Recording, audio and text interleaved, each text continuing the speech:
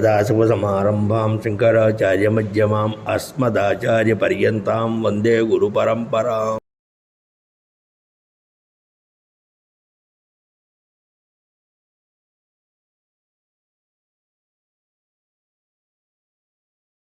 శుక్లాంబరధరం విష్ణుం శశివర్ణం చతుర్భుజం ప్రసన్నవదనం ధ్యాయేత్ సర్వవిఘ్నోపశాంతయే.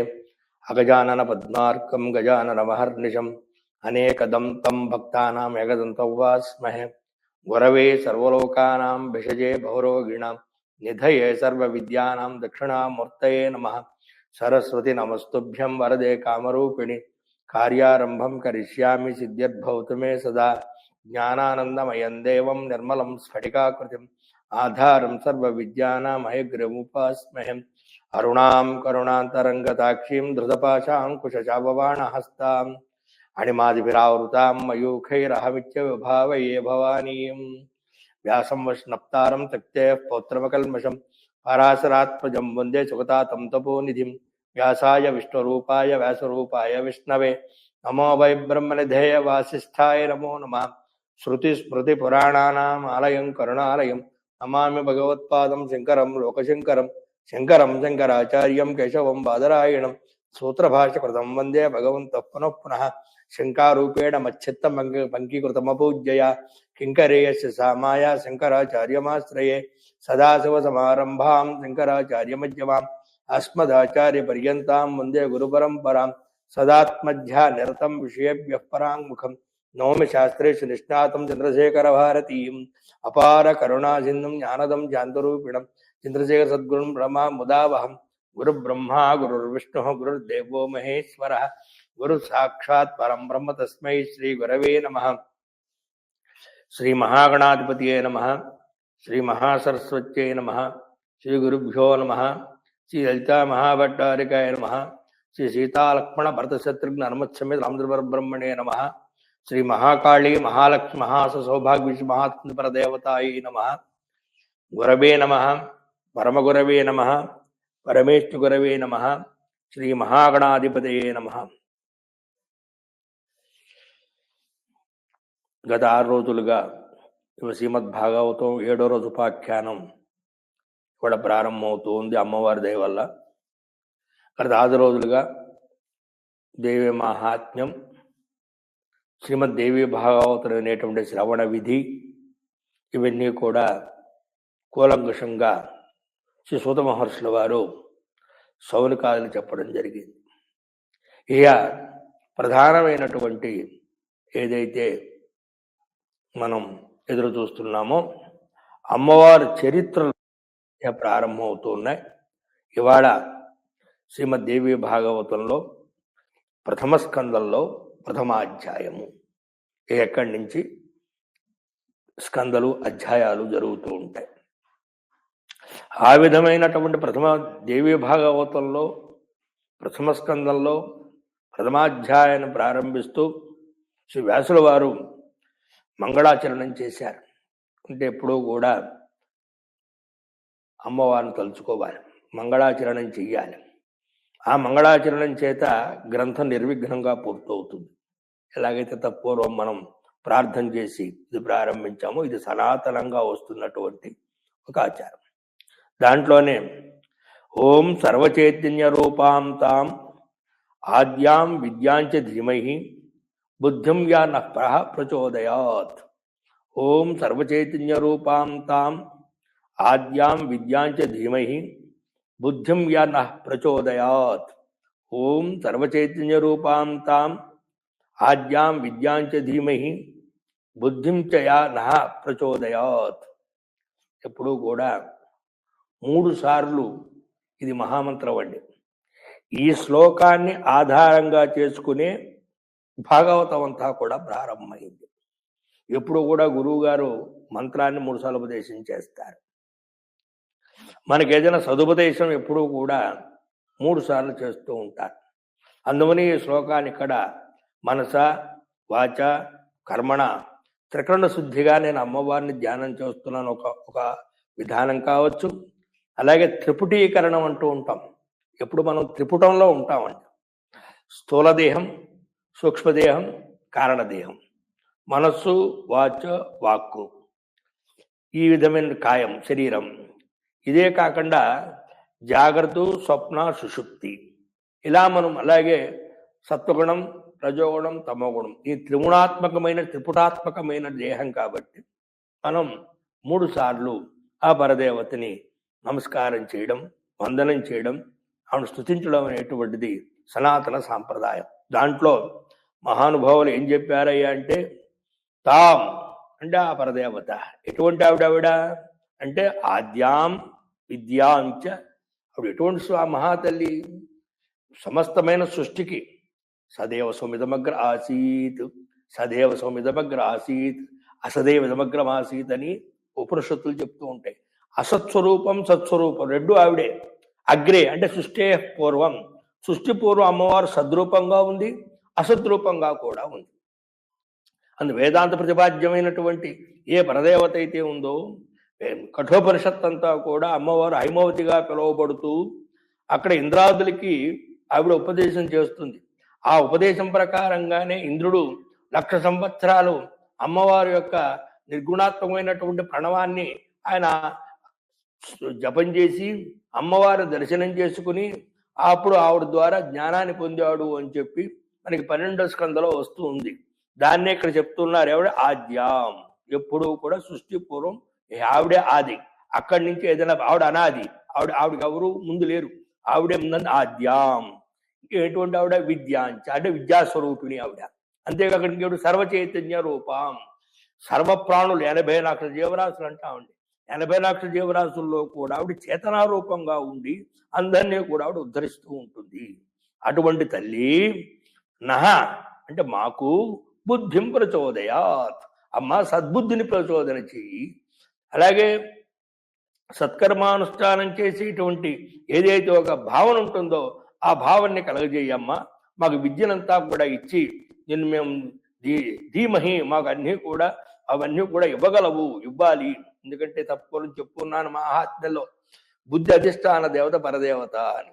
ఎప్పుడైతే మనం మహాకాళి, మహాలక్ష్మి, మహాసరస్వతిగా పిలువబడుతున్నటువంటి ఆ పరదేవత యొక్క అనుగ్రహాన్ని కోల్పోతామో అప్పుడు మనం ఎవరెన్ని ఉపదేశాలు చేస్తున్నా, ఎవరెన్ని మనకి సద్వార్తలు చెప్తున్నా, ఎంత సదుపదేశం చేస్తున్నా అది మనకి రుచించదండి. ఎందుకంటే ఆ వినేటువంటి ఒక అదృష్టాన్ని, వినే ఒక భాగ్యాన్ని మనం కోల్పోతాం. అందుకని ఎప్పుడూ కూడా అమ్మ నహాబుద్ధిం ప్రచోదయాత్, మాకు సద్బుద్ధిని కలిగించి ఆ సద్బుద్ధిని నువ్వే చోదనం చెయ్యాలి సన్మార్గమందు అని ప్రథమ శ్లోకంలో, మంగళ శ్లోకంలో అమ్మవారి స్తుతిని ఈ విధంగా చెప్పడం జరిగింది. ఇది అయిన తర్వాత సౌనకాదులు సౌనకవాచ, ఇత పూర్వం చెప్పాను. సౌనకుడు ఎవరండి? శునకస్య అపత్యంబుమాన్ సౌనక. శునకుడు అనేటువంటి మహానుభావుడు మహర్షి ఉన్నాడు, ఆయన కుమారుడు సౌనకుడు. ఈయన మాండూక్యోపనిషత్తుల్లో కూడా సౌనకుడిని చాలా గొప్పగా అద్భుతంగా చెప్తారు. ఎందుకంటే 10,000 నుంచి 1,00,000 మంది వరకు రోజు కూడా అన్న వితరణ చేసేటువంటి మహానుభావుడు. మొత్తం అక్కడ ఉండేటువంటి కొన్ని పరగణాలు ఎప్పుడూ కూడా ఆ శాలలు వేసి ఉంటాయండి. ఆ శాలలలో అందరూ కూడా వీళ్ళ ఆహారాన్ని తీసుకుంటూ ఉంటారు. అలా 50 మందికి భోజనం పెట్టేటువంటి ఒక సువ్యవస్థని ఏర్పాటు చేసినట్టు వాడు సనుకుడు. అందుకు నేను ఒక పేరుంది, కులపతి అంటారు. ఎప్పుడైనా కులపతి అంటే భోజనం పెట్టేటువంటి వాడు, భోజనాన్ని అందించేటువంటి వాడిని కులపతి అని పిలుస్తూ ఉంటారు. ఆ బిరుదు చేత, ఆ పేరు చేత పిలువబడుతూ ఉంటాడు. రెండు సౌనక ఋగ్వేద. సౌనుకుడు అంటే ఎవరండి? ఆయన ఋగ్వేద స్వరూపుడు. అసలు ఆయనే ఋగ్వేదం, ఆయనకంటే మరొకటి లేదు. అంతటి మహనీయుడైనటువంటి సౌనకుడు నైమిషారణ్యంలో అనేకమైనటువంటి యజ్ఞాలు సంకల్పం చేస్తూ ఉంటారు. ఒకటా రెండా, ఎన్నో ఎన్నో ఎన్నో సంవత్సరాలు పట్టేవి. కొన్ని 50 సంవత్సరాలు, కొన్ని 100 సంవత్సరాలు, ఇలాగే 500 సంవత్సరాలు, అనేక సంవత్సరాలు దీర్ఘకాలిక యజ్ఞాలు చేస్తూ ఉంటారు. ఈ యజ్ఞాలు చేస్తున్నప్పుడు మధ్యలో వ్యవధి వస్తుంది, కాస్త సమయం వాళ్ళకి విశ్రాంతిగా ఉంటుంది. ఈ విశ్రాంతి సమయాల్లో ఏం చేస్తూ ఉంటారంటే ఎప్పుడూ కూడా దైవచింతన చేస్తూ ఉంటారు. తాము ఏదైతే యజ్ఞంలో ఏ దేవతను ఉపాసన చేస్తున్నారో ఆ దేవతాలకు చరిత్ర వినటానికి ఉత్సాహం చూపిస్తూ ఉంటారు. అలాగే మళ్ళా మళ్ళా చెప్తున్నారండి, దైవ కార్యక్రమానికి కానీ అలాగే ఔర్దేహ కార్యక్రమానికి కానీ మనం పిలవకుండా వెళ్ళాలి. పిలవకుండా వెళ్ళి అక్కడ మనం ఇక్కడ దైవానుగ్రహాన్ని మనం సంపాదించుకోవాలి. అక్కడ ఆ జీవుణ్ణి మనం మన చేతనైన విధానంగా ఉద్ధరించడానికి ప్రయత్నం చెయ్యాలి. అందుకని ఇక్కడ ఎప్పుడు యజ్ఞం జరుగుతున్నప్పుడు, ఎక్కడైనా అర్చన జరుగుతున్నప్పుడు, ఎక్కడైనా పూజలు జరుగుతున్నప్పుడు మనకు సంబంధం లేదండి, మనం ఎవరు ఎవరో చేసుకుంటున్నారు అనక్కర్లే. వెళ్ళి కాసేపు కూర్చుంటే ఆ భగవద్ అనుగ్రహం మన మీద ప్రసరితం అవుతుంది. అది మన మీద భాగాన్ని చూపిస్తుంది. అది మనకి అదృష్టాన్ని కలుగజేస్తుంది. వాడు పిలవాల్సిన అవసరం లేదు. వెళుతూ వెళుతూ ఆ నామాన్ని వింటున్నప్పటికీ కూడా మనం ఉద్ధరింపబడతాం, అనుగ్రహింపబడతాం. ఒక్కసారి ఆ దేవా నమస్కారం చేసుకుంటే మనకి అసాధారణమైనటువంటి పుణ్యం లభిస్తుంది. అందుకనే సుత మహర్షుల వారు, వీళ్ళే కాదండి, సాధారణంగా 50 మంది పండితులు ఎవరైనా కానీ సన్మార్గంలో ఉండేవాడంతా కూడా ఎప్పుడూ కూడా యజ్ఞం జరుగుతోందంటే వీళ్ళు ఆ యజ్ఞశాలలో కూర్చుంటారు. యజ్ఞశాలలో కూర్చుని అక్కడ యజమాని కావచ్చు, అద్ధరుడు కావచ్చు, హోత కావచ్చు, ఉద్గాత కావచ్చు, ప్రతిప్రస్థ కావచ్చు, ఎవరైతే ఋత్వికులంతా ఏ ఏ క్రియ నిర్వర్తిస్తూ ఉంటారో అవన్నీ చాలా శ్రద్ధగా జాగ్రత్తగా ఆలకిస్తూ ఉంటారు. ఇది ఒక భాగ్యం వాళ్ళకి. ఈ సందర్భంలో వాళ్ళ కలిగే భాగ్యం ఏమిటంటే, ఈయన పండితుడు కావడం చేత విషయాలు తెలుసు కాబట్టి ఆ విరామ సమయంలో ఊరికి అటు అటు ఆ విధమైన ఈ విధమైన మాటలు మాట్లాడకుండా దైవ సంపత్తిని సముపార్జన చేయడం కోసం, అయ్యా మీరే మాకు ఏదైనా ఒక మంచి విషయాలు చెప్పండి, ఏదైనా మమ్మల్ని ఉద్ధరించే మార్గాన్ని చెప్పండి. నేను చెప్పాను, మనం చేసేటువంటి యావత్ కర్మ, అది లౌకిక కర్మ కావచ్చు, అలౌకిక కర్మ కావచ్చు, దాన ధర్మాలకు, ఇవన్నీ కూడా ఏమిటాయి అంటే అంతఃకరణ శుద్ధికి. అంతఃకరణ శుద్ధి కలిగితేనే జ్ఞానం, జ్ఞానం కలిగితేనే మోక్షం. అంతే తప్ప ఏదో మోక్షం అంటే ఎవరు ఇచ్చేది కాదు, ఎవరు వచ్చేది కాదు. ఆ జీవుడు తన ప్రయత్నపూర్వకంగా తన కర్మనంతా చ్యుతం చేసుకుని సంపాదించవలసినటువంటి మహద్భాగ్యం. అది ఎలా సాధ్యం అవుతుంది అంటే అంతఃకరణ శుద్ధి ఏర్పడాలి. అంతఃకరణ శుద్ధి ఏర్పడాలంటే కర్మలు ఆచరించాలి. అంతఃకరణ శుద్ధి ఏర్పడితే ఏమొస్తుంది? భగవన్నామాన్ని విందామని, భగవత్ చరిత్రని గానం చేద్దామని అనిపిస్తూ ఉంటుంది. అది జ్ఞానంగా పరిగణించి వాడు ఉద్ధరింపబడతాడు. అలాగే సూత మహర్షుల వారు ఎక్కడికి ఎప్పుడు ఎవరు యజ్ఞం చేస్తున్నారన్నా, ఎటువంటి వాళ్ళు ఏ విధమైన వ్యవహారం చేస్తున్నారన్నా వెళ్ళి అక్కడ కూర్చుంటారు. కూర్చోగానే వాళ్ళంతా కూడా మహానుభావుడు వచ్చాడు, మరి మహనీయుడు వచ్చాడు, సత్పాత్రుడు వచ్చాడు, సకల విషయాల్ని తెలుసుకున్నటువంటి సకల సంశయచేత అయినటువంటి సూతుల వారు వచ్చారు కాబట్టి ఆయన మనం వినియోగించుకుందాం, ఆయన ద్వారా 4 విషయాలు తెలుసుకుందాం, ఆయన ద్వారా మనం ఉద్ధరింపబడతాం అనే ఉద్దేశంతో వీళ్ళంతా కూడా ఆయన్ని వెళ్ళడం జరుగుతుంది. అలాగే ఇక్కడ కూడా ప్రస్తుతానికి నమిషారణ్యంలో సౌనకాదులు యజ్ఞం చేస్తూ ఉండగా అక్కడికి సూతుల వారు రావడం తటస్థించింది. పూర్వే చెప్పాను, ఎప్పుడూ కూడా భూలోకంలో ఒక పురాణం ప్రచారం అయిందంటే 18 పురాణాలు కావచ్చు, 18 ఉపపురాణాలు కావచ్చు, అలాగే అసాధారణ భారతం కావచ్చు, ఇవన్నీ ప్రచారం అయ్యంటే సూతుల వారే కారణం. వారే ఇవన్నీ కూడా వ్యాసానుగ్రహం చేత మనకు అందించారు. సర్వులు అందరూ, సర్వాధికారులు అందరూ కూడా ఉద్ధరించబడడానికి మార్గాన్ని వారు మనకి ఉపదేశం చేశారు. అలా సూతుల వారు చూసినటువంటి సౌనకాదులు ఏమడుగుతున్నారంటే, సూత మహాభాగ ధన్యోచ పురుషర్షభ యదీతా త్వయ సమ్యక్ పురాణ సమితా సుబాహ. ఇక్కడ మరొక విషయం చెప్పాలి, ఒక సాంప్రదాయం. ఇప్పుడు మా ఊరు అంటూ ఉండేవారు, మనం పురాణం చెప్తున్నప్పుడు సాధ్యమైనంత వరకు ఆ పుస్తకంలో ఉండే ప్రతి శ్లోకం చదవడం శ్రేయస్కరం. ఎందుకు అంటే ప్రతి శ్లోకం చదవడం వల్ల పారాయణం అవుతుంది, దాన్ని వివరంగా చెప్పడం వల్ల ప్రవచనం అవుతుంది. అంటే పారాయణము ప్రవచనము 2 కలిసి ఉండే విధానం కావాలి.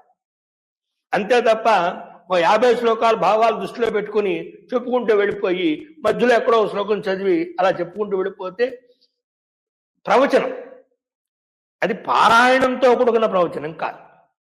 అలా మా పరంపరలో, మా గురు పరంపరలో మాకు అలవాటు ఏమిటి అంటే పారాయణంతో ఉన్న ప్రవచనం అలవాటు మాకు. అందుకనే ప్రతి శ్లోకాన్ని సాధ్యానంతో చదవడానికి ప్రయత్నం చేస్తాను.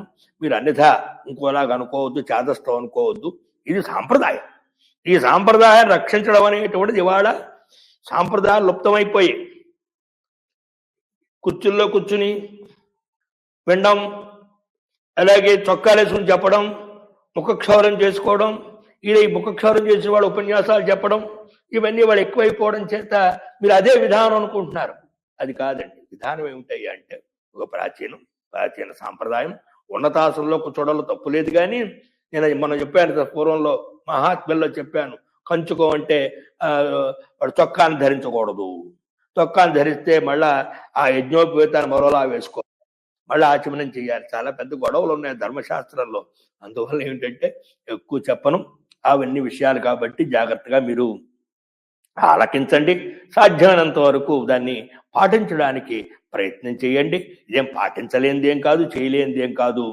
మనం ధర్మం ఎంత ఆచరిస్తాం, ధర్మో రక్షతి రక్షిత ధర్మ ఏవ హతోహంతి అంటే అర్థం ఏంటి మీకు అందరికీ తెలిసిందే, నేను కాదనట్లేదు. ధర్మో రక్షతి రక్షిత అంటే ధర్మం రక్షిస్తే అది మనం రక్షిస్తుంది, ధర్మాన్ని మనం నాశనం చేస్తే ఆ ధర్మమే మనం నాశనం చేస్తుంది అని అర్థం. ఇక్కడ రక్షించడం అర్థం ఏంటి, ధర్మాన్ని ఏమైనా సూటు కేసులో పెట్టి దాన్ని జాగ్రత్తగా బీరువాలో తల వేసి పెట్టడమా? ధర్మాన్ని రక్షించడం ఆచరించడం, ఆచరించి మరో తరానికి దాన్ని చెప్పడం, దాన్ని ఇలా చేయాలి, ఇగో ఇది విధానము, ఇగో ఇలా ఉండాలి, ఇగో ఉదయాన్నే లేవాలి, దంతధావనం చేసుకోవాలి, ఆ తర్వాత ఆచమనం చేసుకోవాలి, కాలకృత్యాలు తీర్చుకోవాలి, స్నానం చేయాలి, సూర్యోదయాత్ పూర్వం స్నానం చెయ్యి, సంధ్యా సమయం నిద్రపోవద్దు. ఇవన్నీ ధర్మాలు. ఇవి మనకు తెలిసి సరిపోదు, మనం చేసి సరిపోదు, తర్వాత తరానికి చెప్పాలి.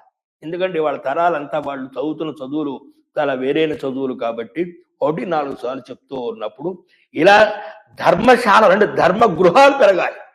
ఈ ధర్మగృహాలు పెరిగినప్పుడు వాళ్ళకు అన్నటువంటి తల్లిదండ్రులు చాలా సుఖంగా సౌఖ్యంగా ఉంటారు. అందుకని ఆ ధర్మాన్ని అనుసరించి ఇక్కడ చెప్పడం జరిగింది. సూత మహాభాగ జన్యోష పురుషర్షభ యదీత త్వయా సమ్యక్ పురాణ సహిత శుభ. అయ్యా, మీరు మీ గురువుగారి ద్వారా చాలా పురాణాలు విన్నారు, మీరు ధన్యులు, మహానుభావులు, నరుల్లోనే అత్యంత శ్రేష్ఠులు మీరు. ఎందుకంటే ఈ జన్మ కూడా చాలా గొప్పదండి. ఈయన ఒక యజ్ఞంలో స్తుతిస్తూ ఉంటే స్తుత్యాత్మకమైనటువంటి రుక్కు వల్ల ఆవిర్భవించాడు. సూత అని పేరు ఈయనకి. భాగవతంలో ఈ మాట చాలా విచారంగా మాట్లాడతారు. పూర్వం ఈ మాట చెప్పాను, ప్రారంభంలోనే చెప్పాను. అందువల్ల సూతుల వారంటే అయోనుజుడు, కారణ జన్ముడు, మహానుభావుడు, శివభక్తి దురంధరుడు. శివ అనే 2 అక్షరాలు వింటే సూతుల వారు 6 మాసాలు స్పృహ కోల్పోయి అలా పడిపోతారు అచేతనంగా. అంతటి శివభక్తి, అంతటి గురుభక్తి. గురువు గారి పేరు, వ్యాసుల వారి పేరు విన్నా కూడా ఆయన మైమరిచిపోయి తన్మయత్వ సమాధిలో పడిపోతారు. ఎప్పుడు ఆయన స్పృహను పొందుతారో తెలియదు. అంత గురుభక్తి కావాలి, అంత దైవభక్తి కావాలి, అంత తన్మయత్వాన్ని పొందాలి. అంత అసాధారణమైనటువంటి స్థితికి చేరుకున్నప్పుడు కదా భగవంతుడు అనుగ్రహిస్తాడు. ఆయన వాత్సల్యానికి, భగవద్ వాత్సల్యానికి ఉదాహరణ ఎవరండి అన్నారు ప్రహ్లాదుడు, అహల్య, అలాగే గజేంద్రుడు. వీళ్ళంతా భగవద్వాత్సల్యానికి వాళ్ళు అంతా ఉదాహరణలు కదండి మనకి. ఎంత భక్తి వాళ్ళకి, వాళ్ళు ఎంత నిష్కాములే ఉన్నారు, ఎంత నివృత్తి మార్గంలో ఉన్నారు. ఎన్ని కష్టాలు వచ్చినా, ఎన్ని బాధలు వచ్చినా, ఎన్ని సమస్యలు వచ్చినా, ఎన్ని అవమానాలు వచ్చినా, ఎంత వచ్చినా కూడా వాళ్ళు ఏమాత్రం కూడా చెలించకుండా ఆ భగవద్భక్తిని అలాగే కొనసాగించి వాళ్ళు కృతకృత్యులయ్యారు. వాడు భగవద్వాత్సల్యాన్ని ఉదాహరణలు ఎవరయ్యా అంటే ద్రౌపది, అహల్య, ధ్రువుడు, గజేంద్రుడు, వీళ్ళంతా ఉదాహరణ చెప్తూ ఉంటారు మహానుభావులు. వాళ్ళంతా కూడా మనకి ఆదర్శప్రాయం కావాలి అంటూ ఇక్కడ మీరు మహానుభావులండి, మీ గురుగారి ద్వారా సమస్తమైన విషయాల్ని కూడా జాగ్రత్తగా మీరు అభ్యాసం చేశారు. అవన్నీ కూడా మీరు ఉదస్తం చేసుకున్నారు. అవన్నీ కూడా మీకు అనుభవానికి వచ్చాయి. అందువల్ల అష్టాదశ పురాణాన్ని కృష్ణేన మునినానఘ కథితాని సుదివ్యాని పఠితాని త్వయానగా. వారు 18 పురాణాలు మీకు చెప్పారు. అలాగే అసాధారణమైనటువంటి 18 ఉపపురాణాలు మీకు చెప్పారు. భారతాన్ని మీకు చెప్పారు. మీ గురువు గారి ద్వారా మీరు కూలంకషంగా పురాణంలో ప్రతి అక్షరం కూడా మీరు వారి ద్వారా విన్నారు, వారి ద్వారా మీరు శ్రవణం చేశారు. దివ్యమైనటువంటి, భవ్యమైనటువంటి, అద్భుతమైనటువంటి జన్మరాహిత్యాన్ని కలిగించేటువంటి కథలన్నీ కూడా మీరు శ్రవణం చేయడం జరిగింది, చదవడం జరిగింది. పంచలక్షణ యుక్తాన్ని సహరస్యాన్ని మానద త్వయా జ్ఞాతాని సర్వాణి వ్యాతాత్ సత్యవతీ సుతాత్. సత్యవతీ కుమారుడైనటువంటి వ్యాసుడు ద్వారా మీరు ఆ విధమైనటువంటి ఐదు లక్షణాలతో ఉండేటువంటి పురాణాలన్నీ కూడా 5 లక్షణాల తర్వాత చెప్తామండి వస్తాయి. అవన్నీ కూడా వినడం జరిగింది. అస్మాకం పుణ్యయోగేన ప్రాప్తస్త్వం క్షేత్రముత్తమం దివ్యం విశ్వసనం పుణ్యం కలిదోష వివర్జితం. చాలా గొప్ప. అస్మాకం పుణ్యయోగేన ప్రాప్తస్త్వం క్షేత్రముత్తమం. అయ్యా, విశ్వవ్యాపకమైనటువంటి పుణ్యప్రదమైనటువంటి దివ్యమైనటువంటి భవ్యమైనటువంటి కలిపురుషుడు ప్రవేశించలేనటువంటి ఉత్తమ క్షేత్రం నైమిషారణ్యం ఉందో, ఈ నైమిషారణ్యానికి మా పుణ్య విశేషం చేత మీరు వచ్చారు. సాధూనాం దర్శనం పుణ్యం. నీతి మహానుభావులు చెప్తుంటారు పెద్దవాడు, సత్పురుషుల్ని చూడడమే పుణ్యం. ఎందుకు? తీర్థభూతాహి సాధవ. వాళ్ళంతా సత్పురుషులంతా ఎవరయ్యా అంటే నడిచేటువంటి పుణ్యక్షేత్రాలు లాంటి వాళ్ళు. ఇప్పుడు కాశీకి వెళ్ళాలి, మనం కాశీకి వెళ్ళలేం కదండి, అందరికీ శక్తి ఉంటుంది, శక్తి ఉండకపోవచ్చు. ప్రయాగం వెళ్ళాలి, అందరూ వెళ్ళలేరు, వాడు కుంభమేళ జరుగుతోంది, ప్రయాగం వెళ్ళాలి. కొన్ని కోట్ల మంది స్నానాలు చేస్తున్నారు, మనకి అటు శారీరకంగానో లేకపోతే మానసికంగానో లేకపోతే ఆర్థికంగానో మనకి శక్తులు లేవు, మరి కుంగిపోవక్కర్లా.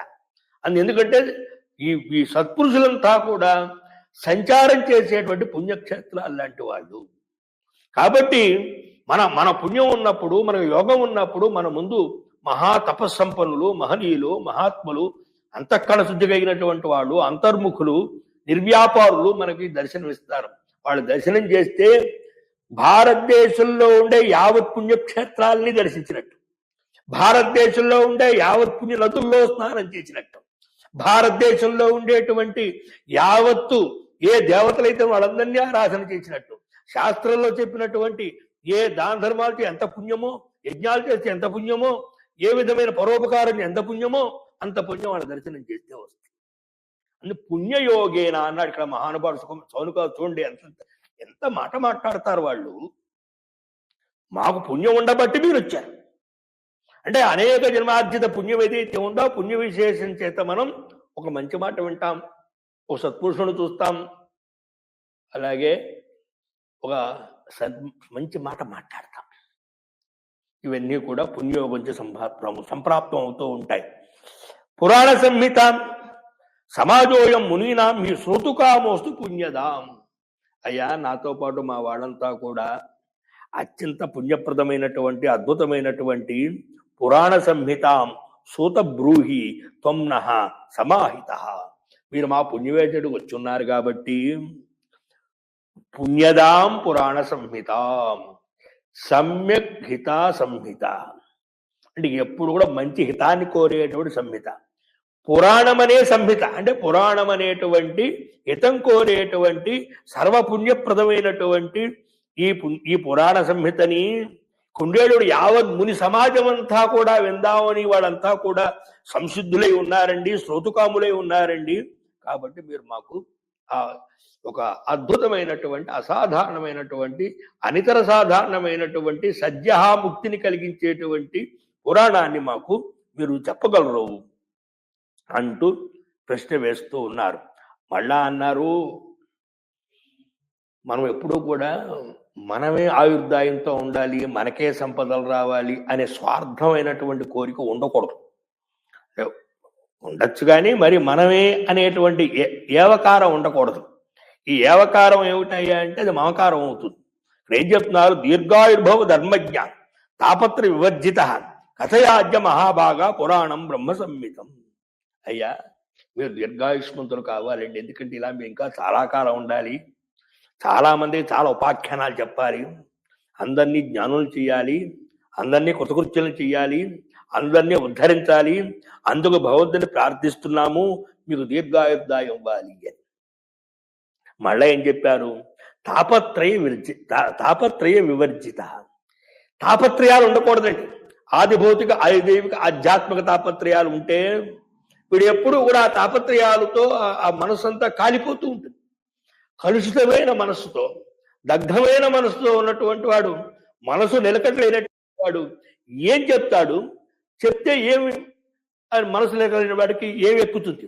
అందుకే తాపత్రయ వివర్జిత కథయాద్య మహాభాగ పురాణం బ్రహ్మ సంహితం కాబట్టి సమస్తమైనటువంటి పురాణ ప్రాచీనంలో నవమైనటువంటి ఏ బ్రహ్మ సంహితంగా పిలువబడుతున్నట్టు ఏ పురాణం అయితే ఉందో దాన్ని మీకు చెప్పగలరు.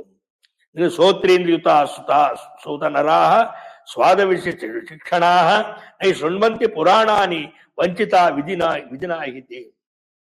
శాస్త్రం చెప్తోందండి, శ్రోత్రేంద్రయుతా సూత నరాహ స్వాద విచక్షణా, ఏది మంచో ఏది చెడో గ్రహించగలిగినటువంటి శ్రవణ పటుత్వం ఉన్న మానవులు, అంటే చెవిలి బాగా ఉన్న మానవులు, నా శృణ్వంతి పురాణాన్ని, ఎవరైతే పురాణాలు వినరో, చెవులు బాగా పనిచేస్తున్నాయి, బాగా వినపడుతున్నాయి, వాళ్ళ సామర్థ్యం ఉంది, వాళ్ళ పటుత్వం ఉంది, అంతా ఉంది, కానీ పురాణాలు వినరు, అక్కర్లేనటువంటి అన్నీ వింటూ ఉంటారు.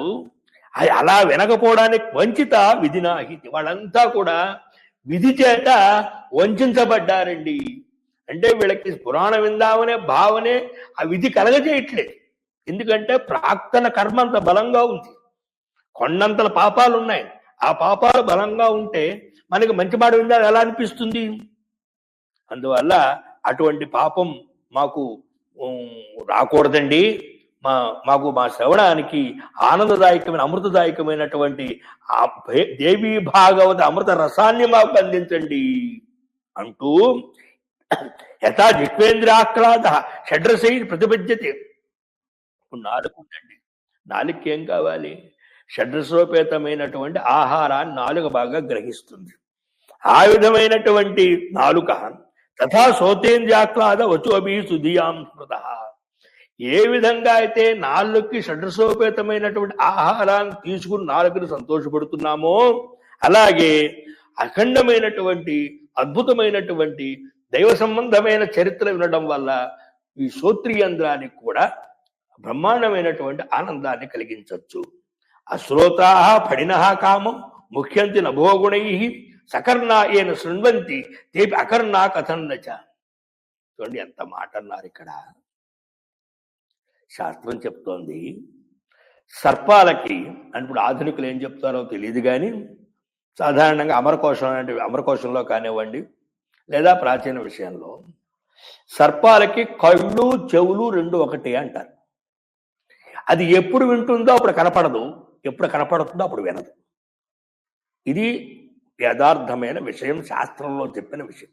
అంగీకరించవచ్చు, మీరు అంగీకరించకపోవచ్చు, అది మీ ఇష్టం ఉన్న విషయం. ఇది ఎందుకు చెప్తానికి మాట అంటే అశ్రోతా పణిన కా ముఖ్యంతి నభోగుణై. వస్తుత చెవులు లేనటువంటి సర్పాలు కూడా నభస్సులో ఉండే శబ్దం ఏదైతే ఉందో ఆ శబ్దాన్ని విని తన్మయత్వాన్ని పొందుతూ అవి మోహితమవుతాయి. ఇప్పుడు మీరు చెప్పినట్టుగా సర్పాలకి చెవులే అందాం అనుకోండి. సర్పానికి చెవులు లేవు అని అంటే మరి నాదస్వరం ఊస్తే మరి ఎలా ఆడుతున్నాయి అవి? ఎలా నాదస్వరానికి అది బ్రహ్మాండంగా నాట్యం ఎలా చేస్తోంది? అది దాని చెవులు లేవు కదా, వినపడదు కదా. అశ్రోత్ర పడిన అందువల్ల ఏమవుతోంది? మనం చెవులు లేవు అనుకుంటున్నటువంటి సర్పం కూడా ఆకాశంలో ఉండే ఆ శబ్దమైతే ఉందో ఆ శబ్దానికి ఆకర్షితమవుతోంది. మరి ఈ రెండు చెవులు పెట్టుకుని శబ్ద బ్రహ్మస్వరూపమైన పరమాత్మ యొక్క చరిత్ర వినకపోతే ఇప్పుడు ఎవరు చెవులు లేనట్టు, ఎవరికి చెవులు ఉన్నట్టు? ఒక గొప్ప ఉందండి మనకంటే. అమ్మవారి భగవంతుడి యొక్క చరిత్ర వినకపోతే, భగవంతుడి యొక్క గొప్పతనం వినకపోతే ఇది గొప్ప తప్ప చెవి కాదు. అకర్ణాహ కథన్నచ. వాడు ఎందుకు చెవులు లేని వాడికి ఎందుకు కారు? అందువల్ల స్వామి దీని చరితార్థం అతసర్వే ద్విజా సౌమ్య శ్రోతుకామా సమాహితా వర్తంతే నైమిషారణ్యే క్షేత్రే కలిభయార్జితా. రాబోతుంది కలికాలం అండి. కలియుగంలో అసాధ్యాలు ఏమీ లేవు. దుర్మార్గులు చాలా ప్రబలంగా ఉంటారు, మూర్ఖులు చాలా గొప్పగా ప్రతి చోట కూడా సభా మర్యాదలు పొందుతూ ఉంటారు. వాళ్ళకి భయపడిపోయి అందరూ కూడా వాళ్ళకి అడుగులు మడుగులు ఒత్తుతూ ఉంటారు. ఆ కలుపు విజృంభించి ఇది అసాధ్యము, ఇది చేయకూడదు అనేటువంటిది ఏమీ లేకుండా అన్ని విధాల అధర్మాన్ని కూడా పెంపొందిస్తూ ఉంటాడు. దానికి భయపడిపోయి ఇక్కడంతా కూడా మేము నైపుణ్యంలో ఉన్నాము, అందువల్ల ఇక్కడ ఉన్నటువంటి 50 మంది కూడా భగవద్గానాన్ని విందామనే కోరికగా ఉంది. దాన్ని మీరు వినిపించారు. ఏనకేనా ఉపాయేన కలో అతివాహనం స్మృతం వ్యసనేరిహ మూర్ఖాణం బుధానాం శాస్త్రచింతనై. కాబట్టి ఏదో ఉపాయం చేత ఈ కలిలో భగవంతుడి స్మరణ మనకు కావాలి. ఎందుకంటే స్మరణాదేవ ముక్తి కలవు. ఇతర యుగాల్లో తపస్సులు, దానాలు, యజ్ఞాలు, యాగాలు ఇవన్నీ చేస్తే తప్ప పుణ్యం రాదండి. కానీ కలియుగంలో రామ రామ రామ అంటే వచ్చేస్తుంది పుణ్యం. స్మరణాదేవ ముక్తి అంటే అర్థం ఏమిటి? కలియుగంలో ఉండే మానవులు స్మరణ కూడా చెయ్యరు. భగవంతుడు చాలా ధైర్యం అంటే కలియుగంలో అందుకనే ఓ చోట గడుసు భక్తుడు పరమాత్మను ప్రశ్న వేశాట, నాయనా నువ్వు ఏ యుగంలో ప్రశాంతంగా ఉంటావు, ఏ యుగంలో నీకు ఆనందంగా ఉంటుంది, ఎక్కడ నువ్వు సంతోషంగా ఉంటావు అంటే, నాయనా నేను కలియుగంలో చాలా సంతోషంగా ఉంటాను రా అన్నాడు. ఎందుకు అంటే నేను అందరి హృదయాల్లో ఉండే నన్ను మర్చిపోయి వీళ్ళంతా కూడా అటు అటు బయటికి తిరుగుతూ ఉంటారు. ఎవరూ కూడా ఏ విధమైనటువంటి నా నిద్ర లేపడం కానీ లేకపోతే నన్ను ఇబ్బంది పెట్టడం కానీ చేయరు. అదే కనుక ఇతర యుగాల్లో అయితే ఒకడేమో తపస్సు చేస్తూ ఉంటాడు, ఒకడేమో యజ్ఞం చేస్తూ ఉంటాడు, ఒకడేమో దానం చేస్తూ ఉంటాడు, ఒకడేమో అసలు నా గురించే తలల బదులు కొట్టుకుంటూ ఉంటారు. అందుకని వాళ్ళని కాపాడలేక, వాళ్ళని రక్షించలేక వాళ్ళని నేను ప్రతిరోజు పరిగెత్తుకుంటూ రావాలి. కలియుగంలో అలా లేదు. నేను స్థిమితంగా హాయిగా అంతర్హృదయాలు శుభ్రంగా పడుకుంటాను. హృదయంలో నన్ను ఎవరు గుర్తించరు. కాశీలో ఉన్నాను అనుకుంటారు, దుర్గా ఇంద్రకీలాద్రి పర్వతం మీద ఉన్నాను అనుకుంటారు, లేకపోతే తిరుమలలో వెంకటేశ్వర స్వామి ప్రతిమలో ఉన్నాను అనుకుంటారు. అలా పరిగెడుతూ ఉంటారు. అందువల్ల నాకు నిద్రకి ఏమీ భంగం లేదు. కలియుగంలో నేను చాలా ప్రశాంతంగా, సంతోషంగా, ఆనందంగా ఉంటాను అని భక్తుడు చెప్పడం జరిగింది. ఎందుకంటే మనతో గొప్పవాళ్ళం. అందుకని ఇక్కడ అడుగుతున్నారు, కలౌ అతివాహనం స్మృతం. కలి చాలా విజృంభించి ఉంటుంది, చాలా అధర్మాల్ని పెక్కుడెళ్ళిపోతూ ఉంటుంది. మూర్ఖులంతా చెప్పాడు, వ్యసనయి మూర్ఖాణం. మూర్ఖులు ఎలా కాలక్షేపం చేస్తూ ఉంటారు? వ్యసనాలు, నిద్రతోనూ కలహాలతోనూ వివిధమైన వ్యవహారాలతో వాళ్ళంతా కూడా కాలక్షేపం చేస్తూ మూర్ఖత్వాన్ని పెంచుకుని వాళ్ళ యొక్క జాతిని పెంచుకుంటూ ఉంటారు. అలాగే బుధానాం శాస్త్రచింతనై. ఇక్కడ ఎవరికైనా గత జన్మ పుణ్య విశేషం ఉంటే వాళ్ళు కాస్త పండితులై శాస్త్రచింతన చేస్తూ వేదాంత విచారం చేస్తూ అమ్మవారి యొక్క పరమాత్మకు గుణగణాన్ని కీర్తిస్తూ ఆ కలి మీద పడకుండా ఉండడం కోసం ప్రయత్నం చేస్తూ ఉంటారు. అందుకనే మా ఊరు మాట అంటూ ఉండేవారు, ద్వావేవ మూర్ఖౌ దుర్యోధన దశాననౌ. ఎప్పుడు మరొకరు ఈ మాట అంటూ ఉండేవారు. నాయన ఇద్దరే మూర్ఖులు రా. ఎవరు? దుర్యోధన దశాననౌ. దుర్యోధనుడు రావణాసుడు వీళ్ళిద్దరూ మూర్ఖులు. ఏమిటి? కృతయుగంలో ఎవరు మూర్ఖులు లేరండి. త్రేతాయుగంలో మూర్ఖుడు ఎవరయ్యా అంటే రావణాసుడు. ద్వాపరయుగంలో మూర్ఖుడు ఎవరయ్యా అంటే దుర్యోధనుడు. ద్వావేవ మూర్ఖ, వీళ్ళిద్దరే మూర్ఖులు. మరి కలిలో సర్వే మూర్ఖా. కలియుగంలో ఎవడు మూర్ఖుడు కాని వాడి గురించి చెప్పాలి. ఎవడు మూర్ఖుడు కాడో వాడు చెప్పాలి. అందునే నేను ఎప్పుడు మామూలుగా మాట్లాడుతున్నప్పుడు అంటే ఇది నా భావన అనుకోండి, ఇది పురాణాల్లో ఎవరైతే ధర్మ వ్యతిరేకులో, ఎవరు భగవద్వేషులో వాళ్ళ పేర్లు రాశారు. ఎందుకంటే వాళ్ళ సంఖ్య చాలా తక్కువ. పుణ్యాత్ములు, తపస్సంపన్నులు, దాన ధర్మాలు చేసేవాడు, వేదాధ్యయనం చేసేవాడు, సద్ధర్మంలో ఉండేవాడు సంఖ్య ఎక్కువ అని వాళ్ళ పేర్లు చెప్పరా. కలియుగం వచ్చేటప్పటికి సద్ధర్మ పరుల పేరు చెప్పాలి. వీడు రోజు సంధ్యావనం చేస్తాడండి, వీడు రోజు అగ్నికార్యం చేస్తాడండి, ఈయన రోజు అగ్నిహోత్రాలు చేస్తాడండి, ఈ రోజు వైశ్వదేవం చేస్తాడండి. ఎందుకంటే వీళ్ళ సంఖ్య తక్కువ.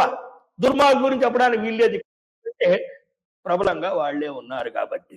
అందుకనే ఎప్పుడూ కూడా ఎందుకు చెప్పా ఇద్దరు ద్వావేవ మూర్ఖం ఎందుకన్నాను? దశాననుడికి, రావణాసురుడికి ఖచ్చితంగా సీతమ్మను అపహరిస్తే నాకు చావు వస్తుందని తెలుసు. చావు వస్తుందని తెలిసి కూడా వాడు చనిపోదామని ఉద్దేశంతో అమ్మవారిని హరించాడు.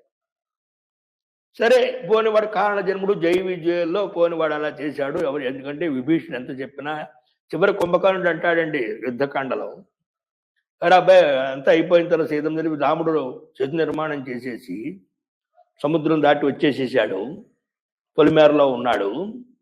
అంగదుడు రాయభారం అయింది. అంగదు రాయభారం తర్వాత రావణాసుడు సభ ఏర్పాటు చేసి అక్కడ అంటాడు, మనం ఇప్పుడు ఏం చేయాలి ఇప్పుడు మనం అని అడిగితే కుంభకర్ణుడు అంటాడు, అన్నయ్య నువ్వు రాముడు భార్యను తీసుకొస్తున్నప్పుడు ఇలా సభ పెట్టి తీసుకురావచ్చా తీసుకురాకూడదా అని అడగలేదు కదా నువ్వు అప్పుడు అడగని వాడివి ఇప్పుడు అడుగుతావు ఎందుకు? ఇప్పుడు నీ కొడుకులు బాయా అనేక మంది మన వాళ్ళంతా మన జ్ఞాతులు మన హితులు మన సన్నిహితులు చాలా మంది చచ్చిపోయారు.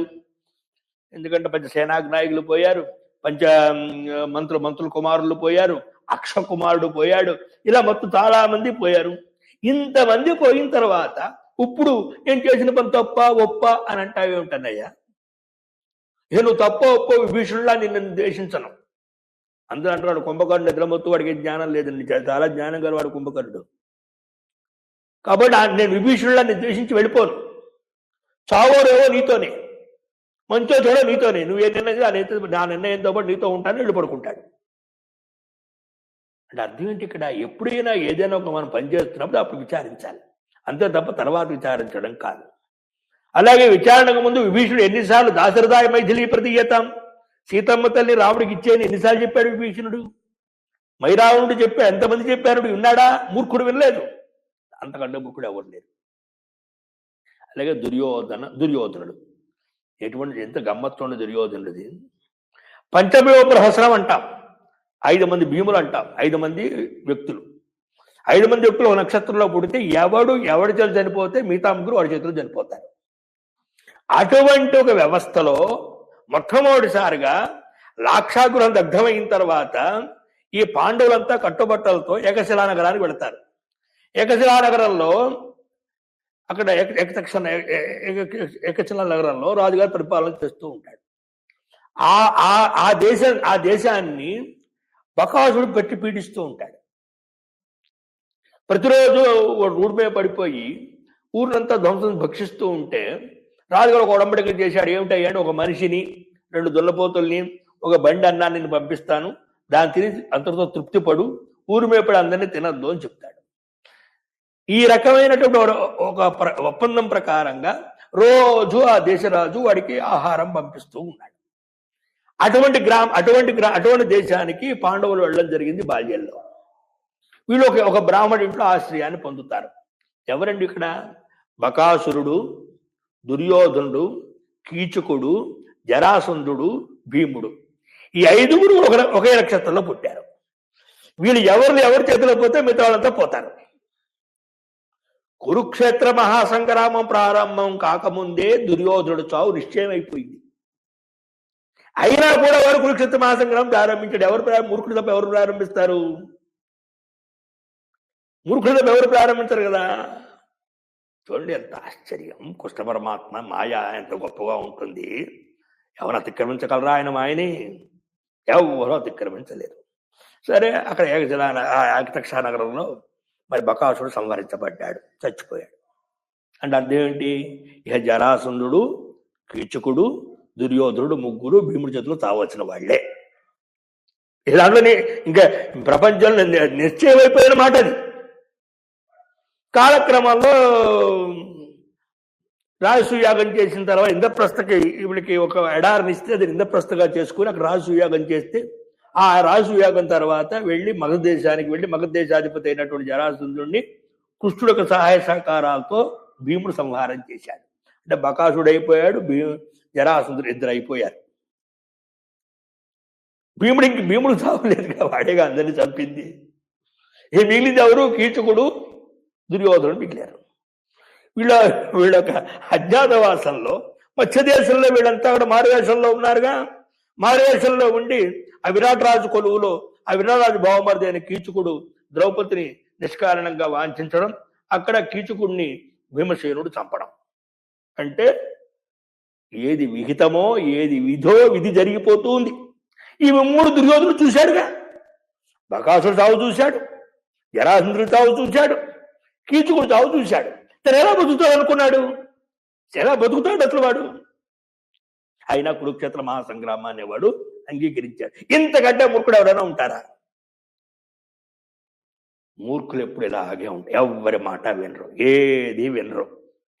అందుకనే అన్నాడు మహానుభావుడు భర్తృహరి, లభేత శిఖతాసు తైలమపి యత్నత పీడయన్ పిబేచ్చ సలిలం మృగతృష్ణికాసు కదాచిత్ పర్యటన్ శశవిషాణమాసాదయేత్ నతు ప్రతినవిష్ట మూర్ఖజన చిత్తమారాధయేత్ లభేత శిఖతాసు తైలము ఎత్తత పీడయన్. నాయనా నువ్వు ఏమైనా ప్రయత్నం చేస్తే ఇసుకలోంచి నూనె తీయచ్చు, ఇసుకలోంచి నూనె తీయచ్చు. అలాగే పర్యటన శశవిషాణ మాసాదయేత్, అలా అరణ్యంలో తిరుగుతూ తిరుగుతూ తిరుగుతూ తిరుగుతూ కుందేటు కొమ్మునైనా సాధించవచ్చు. అలాగే పిపాసార్ధిత మృగదృష్టికాసు, ఎండమావుల్లో దప్పికతో ఉన్నవాడు ఎండమావుల్లో నీళ్ళైనా తాగొచ్చు. ఇవన్నీ అసాధ్యాలండి, ఇవన్నీ అసాధ్యాలు. నూనెలో ఇసుకలోకి నూనె రాదు, ఎండమావుల్లో నీళ్లు ఉండవు, కుందేలకు ఎప్పుడు కుమ్ములు ఉండవు. అవి సాధ్యమవుతాయేమో గాని ప్రతినివిష్ట మూర్ఖజన చిత్తం నా ఆరాధయేత్, మొండి పట్టుపట్టిన మూర్ఖుని ఎవ్వరూ మార్చలేరు. అది మార్చే సాధ్యమే కాదు. అన్ని మూర్ఖులు ఏం చేస్తారా అంటే వీళ్ళు ఎప్పుడు కూడా కాలాన్ని వృధాగా వ్యర్థ ప్రలాపాలతోనూ అసందర్భ ప్రలాపాలతోనూ మమ్మల్ని అందరినీ మెచ్చుకోవాలి, మమ్మల్ని అందరినీ గొప్పగా చెప్పుకోవాలి, మమ్మల్ని ఎంచిన వాళ్ళు లేరు అని అనుకుంటూ వాళ్ళు కాలక్షేపం చేస్తూ ఉంటారు. అటు వ్యసనై మూర్ఖాణం బుధానాం శాస్త్రచింతనై, బుద్ధిమంతులు ఏం చేస్తారు, అయ్యో ఈ జన్మ వచ్చింది, మళ్ళీ ఈ మానవ జన్మ పడిపోతే వస్తుందో రాదో తెలియదు, దీన్ని సద్వినియోగం చేసుకుందాం, పెద్దల్ని ఆశ్రయిద్దాం, 4 విషయాలు తెలుసుకుందాం, మనం ఉద్ధరించే మార్గాన్ని మనం ఆశ్రయిద్దాం, అవలంబిద్దాం, ఆచరిద్దామని ప్రయత్నం చేస్తూ ఉంటారు స్వామి. శాస్త్రాన్ని విచిత్రాన్ని జల్పవాద యుతాని చ త్రివిధాని పురాణాన్ని శాస్త్రాన్ని వివిధాని చ వితండచ్చల యుక్తాని గర్భాపర్శ కరణాన్ని చ నానార్థవాద యుక్తాని హేతుమంతి బృహంతి చ. అనేక శాస్త్రాలు ఉన్నాయండి. కొన్ని వాగ్దాటి కలిగించే స్తోత్రాలు. ఇక్కడ వాదము జలపము వితండం అంటారు. ఏమిటంటే వీడంటూ ఒక నిర్ణయం ఉండదు, పక్కవాడిని శంకిస్తూ ఉంటాడు. వీడికి ఏమిటి ఇది అని వీడు ఒక నిర్ణయం ఉండదు. స్వపక్ష హీన పరపక్షోత్తాపక, వాడికి ఒక నిర్ణయం అంటూ వీడికి ఉండదు. కానీ పక్కవాడిని మాత్రం నువ్వేం చెప్పు నువ్వేం చెప్పరా అంటే వీడేం చెప్పలేడు. స్వపక్షం ఏముండదు, ఇతరులు విమర్శిస్తూ ఉంటాడు. ఇటువంటి శాస్త్రాలు చాలా ఉన్నాయి. సాత్వికంచ వేదాంతం మీమాంసం రాజసం మతం రాజసం తామసం న్యాయశాస్త్రంచ హేతువాదాభియంత్రితం. అయ్యా, అత్యంత సాత్వికమైన శాస్త్రం వేదాంతం, రాజస శాస్త్రం మీమాంస, న్యాయశాస్త్రం తామసం అని చెప్తున్నారు. తథేవ పురాణ త్రిగుణాని కథానికై కథితాని త్వయా సౌమ్య పంచలక్షణవంతి చ. ఈ రకంగా పురాణాల్లో కూడా సాత్విక పురాణాలు, రాజస పురాణాలు, తామసిక పురాణాలు ఉన్నాయి. ఇలా మీరు అనేక పురాణాలు మాకు చెప్పడం జరిగింది. తత్ర భాగవతం పుణ్యం పంచమం వేద సంహితం కథితం యత్వయా పూర్వం సర్వలక్షణ సంహితం. ఇలా చెప్తూ ఆయన దేవి భాగవతం గ్రంథం ఉంది, సౌమ్యమైన గ్రంథం, అది చాలా గొప్పది అని అనేక సర్వలక్షణ లక్షితమై ఉన్నటువంటి గ్రంథం. దాన్ని మీరు ఎలాగైనా సరే, ఏ విధంగా సరే, ఎన్ని ప్రయత్నాలు చేసినా సరే వేదంతో సమానమైనటువంటి అద్భుతమైనటువంటి 18 పురాణాల్లో 5వ పురాణమైనటువంటి దేవి భాగవతాన్ని వినడానికి ప్రయత్నం చేయండి అని పూర్వం మీరు మాకు చెప్పడం జరిగింది.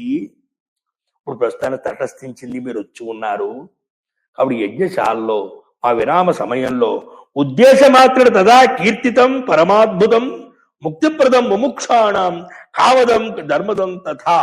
కేవలం అక్కడేదో మీరు ఇలా ఆలాపనగా మాట్లాడుతూ ఆ పరమ అద్భుతమైన పురాణాన్ని కీర్తించారు.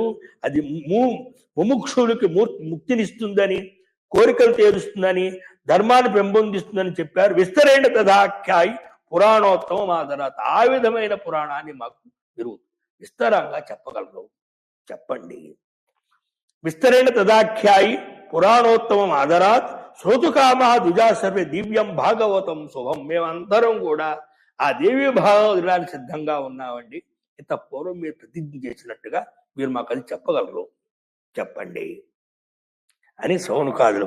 త్వంతు జానాది ధర్మజ్ఞ పౌరాణీం సంహితాం కిల కృష్ణోక్తాం గురుభక్తత్వాతు సమ్యకు సత్వగుణాశ్రయ. చూడండి ఎంత మాట మాట్లాడుతున్నారు. త్వంతు జానాసి ధర్మజ్ఞ పౌరాణీం సంహితాం కిల. అయ్యా, మీరు ధర్మస్వరూపులు, ఖచ్చితంగా మీ గురువుగా చెప్పిన యావద్ విషయాలు కూడా మీకు బాగా హృదయానికి బాగా తెలుసు. కృష్ణోక్తాం కుష్ఠుడు చెప్పిన, అంటే కుష్ఠుడు అంటే ఇక్కడ కుష్ఠద్వైపాయనుడు వ్యాసుడు.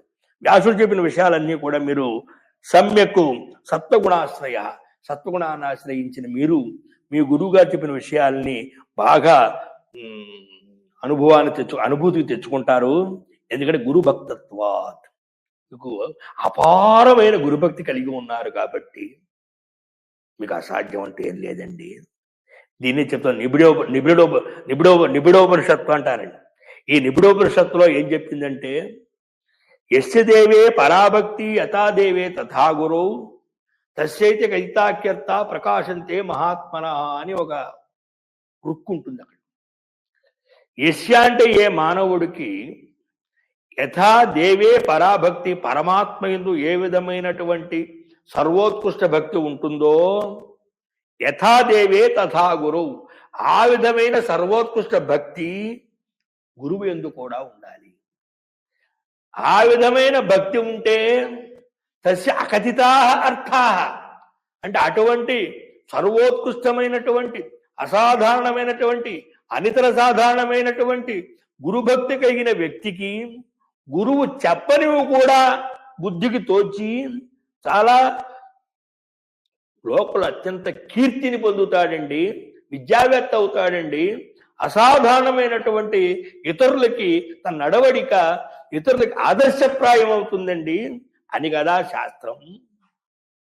అటువంటి గురుభక్తి కలిగి ఉన్నారు కాబట్టి మీ గురువుగారు చెప్పింది చెప్పంది కూడా మీకు తెలుస్తుంది కాబట్టి మీరు మాకు దాన్ని చెప్పాలి. శృతాని అన్యాని సర్వజ్ఞ త్వన్ముఖాని శృతాని చ నైవతృప్తిం రుజామధ్య సుధాపాని అమరాహ యథ. ఏ విధంగా అమృతపానం చేసిన దేవతలు తృప్తిని పొందరు, అలా మీ వల్ల మేము అనేకమైన ఉపాఖ్యానాలు విన్నాం, వివిధమైన పురాణాలు విన్నాం, అనేక విషయాలు విన్నాం, అయినా మాకు తృప్తి కలగట్లేదు స్వామి. మీరు మమ్మల్ని ఉద్ధరించాలి, మీరు మాకు చెప్పాలి, మమ్మల్ని అనుగ్రహించాలి. దిక్సుదాం పిబదాం సూత ముక్తిర్నైవ కదాచన పిబన్ భాగవతం సద్య నర ముచ్యేత సంకటాత్. ఇత పూర్వం మాట అన్నారు మహాత్. ఎవరైతే సుధాపానం చేస్తాడో ఆ సుధాపానం చేసేవాడు ఒక్కడే చాలా కాలం బతుకుతాడు.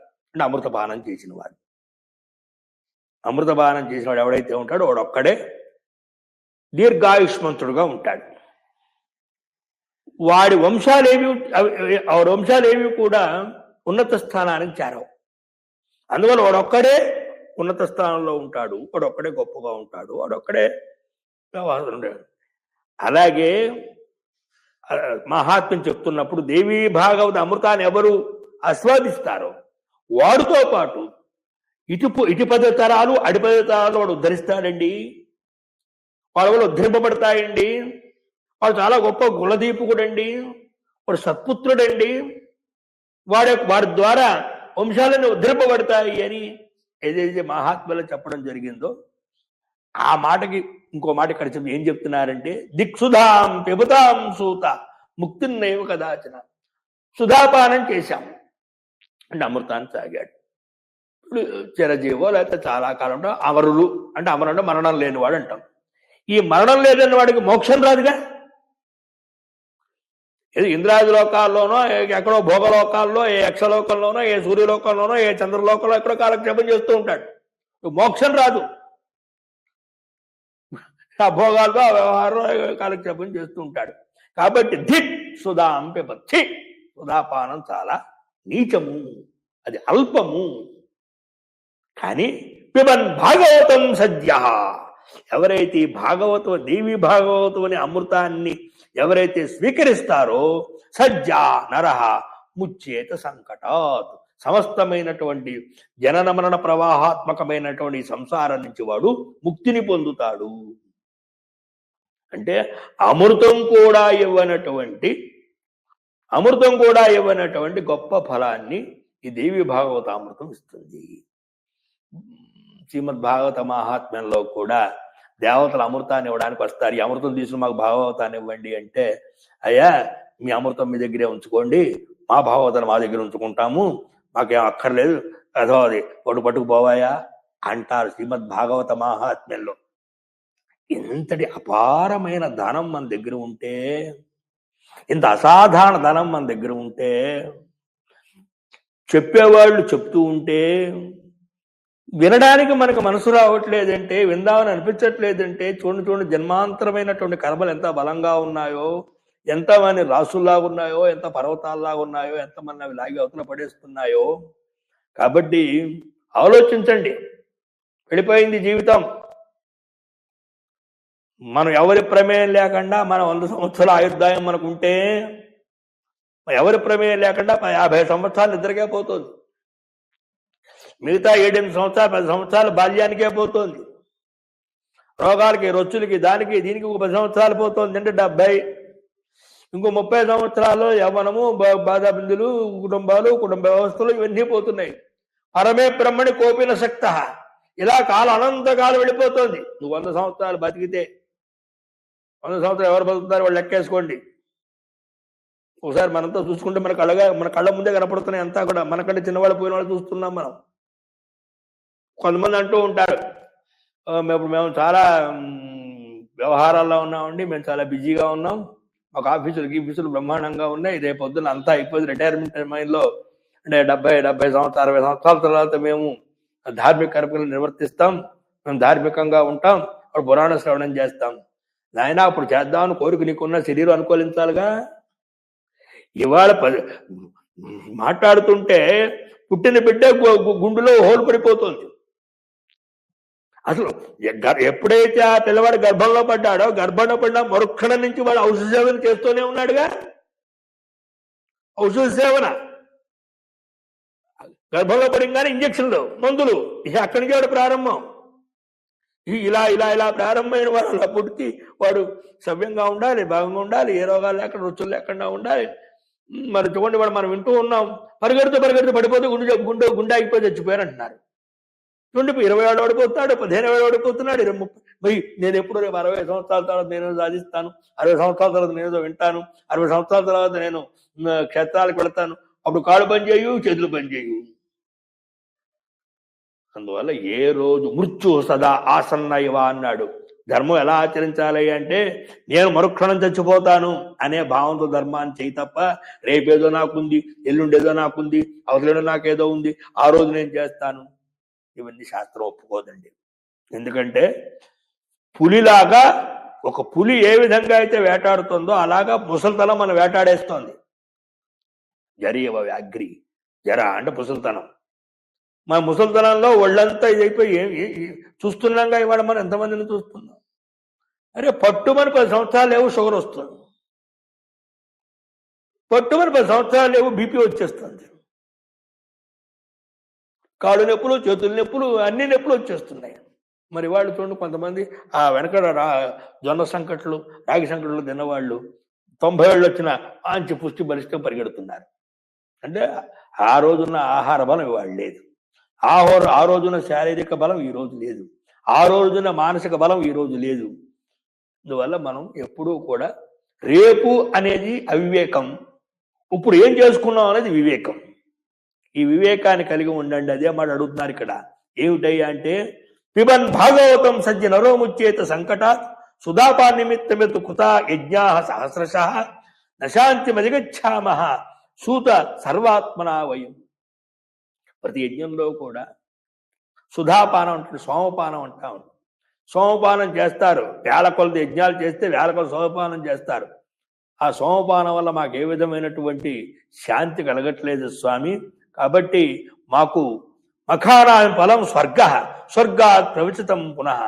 ఈ యజ్ఞాగాలు చేస్తే వచ్చే ఫలం ఏమిటి? స్వర్గం. జ్యోతిష్ఠమైన స్వర్గకామో ఏజేత, దర్శ పూర్ణమాసాభ్యాం స్వర్గకామో ఏజేత, సోమేన ఏజేత. ఇవన్నీ ఏంటి? ఈ యజ్ఞాలన్నీ ఏమిటి? స్వర్గాన్ని ఫలాన్ని ఇస్తాయి. ఏమవుతోంది ఫలం? స్వర్గాత్ ప్రచవనం పునః. మళ్ళా వాడేంటి స్వర్గానికి పడిపోతున్నాడు. ఏం చెప్పాడు? క్షీణే పుణ్యే మత్స్యలోకం విశంతి. నువ్వేదో సముపార్జన చేసావు, కర్మానుష్ఠానం చేసావు, పుణ్య సముపార్జన చేసావు, అది ఉన్నంత వరకు పైన ఉంటావు, అది అయిపోయిన వెంటనే మళ్ళా భూలోకానికి వచ్చేస్తావు. ఏ జన్మిస్తావు ఏమో. మళ్ళా మనిషిగా పుడతావా, మనిషిగా పుట్టవా, 80 లక్షల జీవరాశుల్లో ఏం పుడతావో తెలియదు. వివేకం ఉన్న జ్ఞానం వస్తుందా రాదో తెలియదు. అందువల్ల ఏవం సంసార చక్రేస్మిన్ భ్రమణంచ నిరంతరం. ఈ రకంగా ఎప్పుడూ కూడా ఈ సంసార చక్రంలో ఇలా సంచారం చేస్తూనే ఉంటాం. గడియారంలో మూలు ఎలా తిరుగుతూ ఉంటుందో మనం కూడా ఈ సంసార చక్రంలో పరిభ్రమిస్తూనే ఉంటాం. వినా జ్ఞానేన సర్వజ్ఞ నైవముక్తి కదాచన. కాబట్టి ఎప్పుడూ కూడా జ్ఞానం లేకుండా ముక్తి రాదు. ఆ జ్ఞాన ప్రదాత్రి ఎవరయ్యా అంటే పరదేవత, పరమేశ్వరుడు. భవతాం కాలచక్ర నరాణం త్రిగుణాత్మకే. ఈ త్రిగుణాత్మకమైన ప్రపంచంలో ఎప్పుడు ఈ కాలచక్రంలో ప్రతి ప్రతి జీవుడు కూడా, ప్రతి ప్రాణి కూడా ఎప్పుడు సంచారం చేస్తూ ఉంటుంది. అలా సంచారం చేస్తూ అనేక మరుపులు, జన్మజన్మాంతర కర్మలు, ఆ కర్మలు ఆచరించిన చిన్న ఫలాలు, ఆ ఫలాలు అనుభవిస్తూ పుడుతూ చస్తూ పుడుతూ వాడంతా కూడా పునరభిజననం, పునరపి మరణం, పునరభిజనని జఠరే శయనం. ఎన్నిసార్లు పుట్టాడో, ఎన్నిసార్లు చస్తున్నాడో, ఎన్నిసార్లు ఆ తల్లి గర్భవాసంలో ఉన్నాడో, ఎన్ని దుఃఖాలు అనుభవించాడో.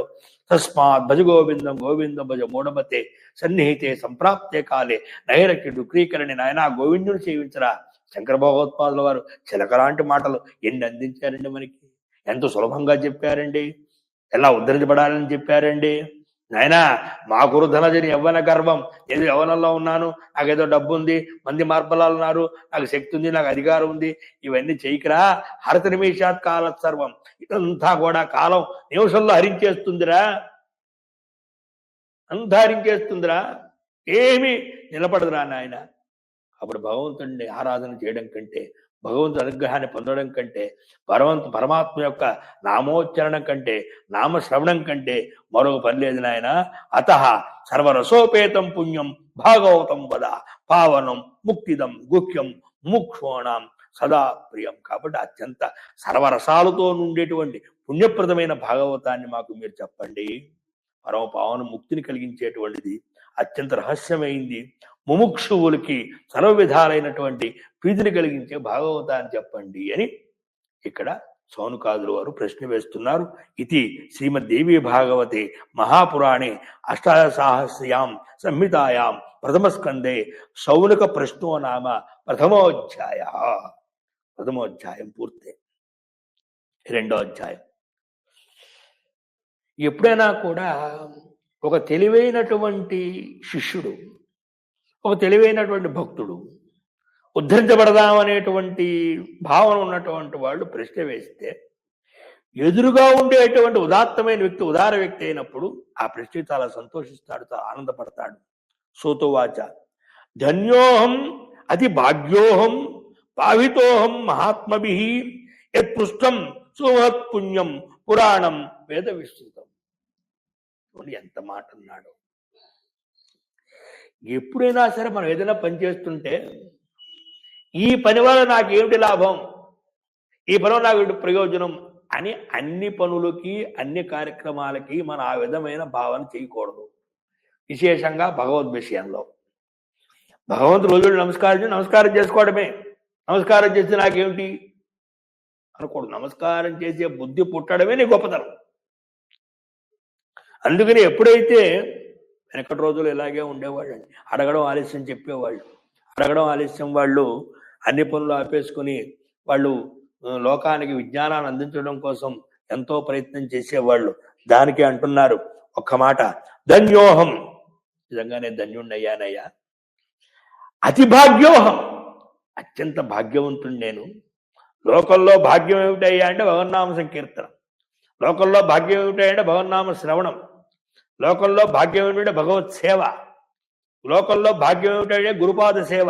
సూత సంహితల్లో చెప్పారు, గురోః పూజ శివ పూజ, గురోర్ధ్యానం శివధ్యానం, గురోర్నామ శివనామ. గురువు ధ్యానం చేస్తే శివుని ధ్యానం చేసినట్టు, గురువుని పూజ చేస్తే శివుని పూజించినట్టు, గురునామాలతో మనం అర్చన చేస్తే శివుని చేసినట్టు. గురు స శివ, ఎస్ శివ స గురు. శివుడే గురువు, గురువే శివుడు. ఎందుకంటే వేరే భావన ఏమీ లేదు. ఎవరు ఆ గురువుకి శివుడికి మధ్య భేదాన్ని చూస్తారో తే నరకం యాంతి, వాళ్ళు నరకానికి వెళ్ళిపోతారు. ఇది ధర్మశాస్త్రం. ముందే చెప్పాను నేను. మీరు చట్టాలు ఒప్పుకుంటారు, ధర్మాన్ని ఒప్పుకోరు. చట్టాలు ఒప్పుకోకపోతే వాడు మీకు ఫైన్ వేస్తాడు. ధర్మం అడిగేవాడు ఎవడు అడగడు, బుకాయించేయచ్చు. అది కాదులేండి, మీరు ఆ రోజులు కాదు, గురువులంతా అలా లేరు, శిష్యులంతా అలా ఉన్నారే అడుగు. అలా ఉన్నారా, ఇలా లేరా అని కాదు. శాస్త్రం ఏం చెప్పింది, ఎలా చెప్పింది. నువ్వు ఆశ్రయించడం నీ తప్పు తప్ప. నీకు అనేక జన్మల పుణ్యం ఉంటే నీకు సద్గురువు లభిస్తాడు. నీకు పుణ్యం లేనప్పుడు నువ్వు భోగాన్ని ఆశిస్తున్నప్పుడు ఆ భోగాన్ని ఇచ్చేటువంటి గురువే లభిస్తాడు. అందువల్ల మనం ఆశ్రయించడంలో తప్పు తప్ప అక్కడ వస్తువులో ఏం తేడా లేదు. నా వస్తువుని వికల్పం వేదాంత శాస్త్రం చెప్తుంది. వేదాంత శాస్త్రం నా వస్తువుని వికల్పం, వస్తువులో వికల్పం లేదు. ఎవరు చూసినా దీని పుస్తకమే అంటారు. ఇంకోటి వచ్చి దీన్ని గడ్డండి కదా. భగవంతుడు ఎప్పుడు అలాగే ఉంటాడు, గురువు ఎప్పుడు అలాగే ఉంటాడు. కానీ క్రియాయాం వికల్ప, క్రియలో వికల్పం ఉంటుంది. వెళ్ళొచ్చు, ఉండొచ్చు, నుంచోవచ్చు, కూర్చోవచ్చు, అనేక వికల్పాలు చేయొచ్చు. అందువల్ల ఆయన అది భాగ్యోహం పావితోహం మహాత్మభి. మీ అందరి నేను పవిత్రుణ్ణయ్యాను. పవిత్ర కథ కదండి. మరి పవిత్రులుగా ఎలా ఉంటారు? పవిత్రుణ్ణయ్యాను. యత్పృష్టం సుమహత్పుణ్యం, అత్యంత పుణ్యప్రదమైనటువంటి వేదంతో సమానమైన ఏ పురాణమని మీరు ఏ పురాణం చెప్పమని మీరు అడిగారో దానివల్ల నేను పవిత్రుణ్ణయ్యానయ్యా, భాగ్యవంతుణ్ణయ్యానయ్యా, ధన్యుణ్ణయ్యానయ్యా. ఆహాహా, నా జన్మ చరితార్థమైంది, నా గురువులు గొప్పవారు, ఈ విధమైన భాగ్యాన్ని నాకు కలిగించారు అని సూతుల వారు స్మరిస్తూ చెప్పడం ప్రారంభించారు. అది మరొక రోజు చూద్దాం. స్వస్తి ప్రజాభ్య పరిపాలయంతాన్యాయేన మార్గేణ మహిమహిం గోబ్రాహ్మణేభ్య సోమస్తు నిత్యం లోకా సమస్తా సుఖినో భవంతు. కాలే వర్షపర్జన్య పృథివీ సస్యాలిని దేశోయం క్షోభరహితః బ్రాహ్మణాదుర్భయా అపరాధ సహస్రాణి క్రియంతాన్య సమ్మయ దాసోమితి మాం మత్వా క్షమస్వ పరమేశ్వర పరమేశ్వరి. అపుత్రాః పుత్రిణః సంతు పౌత్రిణః అదనా సదనా సంతు జీవంతు శరదాం శతం. ఏతత్ సర్వం శ్రీ మహాకాళి మహాలక్ష్మి మహాసరస్వరూప శ్రీ సౌభాగ్యవిద్యేశ్వరి దివ్యచరణారవిందయోః సమర్పయామి. ఓం స్వస్తి.